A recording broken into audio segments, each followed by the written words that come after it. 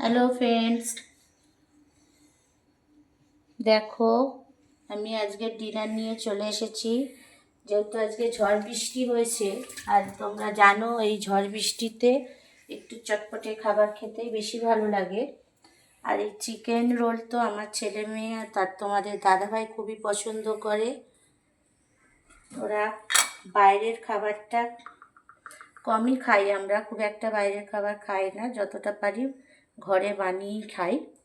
তাই আজকে একটু চটপটে খেতে ইচ্ছা করেছে, তাই বানিয়ে ফেললাম একটু চিকেন রোল। যেহেতু ঘরে চিকেন ছিল, তাই ভাবলাম কি বানাবো, রাত্রিরের ডিনার তো একটু চিকেন রোলই বানিয়ে নিই।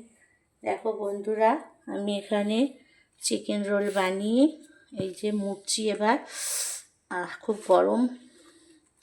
এখন বানালাম দুটো, আমার একটা ছেলের আর একটা মেয়ের।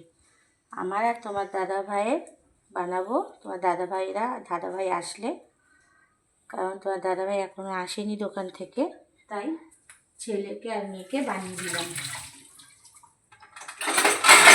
দেখো বন্ধুরা, বানানো হয়ে গেছে রোল। এই যে কাগজটা দেওয়া হয়নি, কারণ কাগজটা আমার ছিঁড়ে রাখা হয়নি বলে আর দিতে পারলাম না কাগজটা।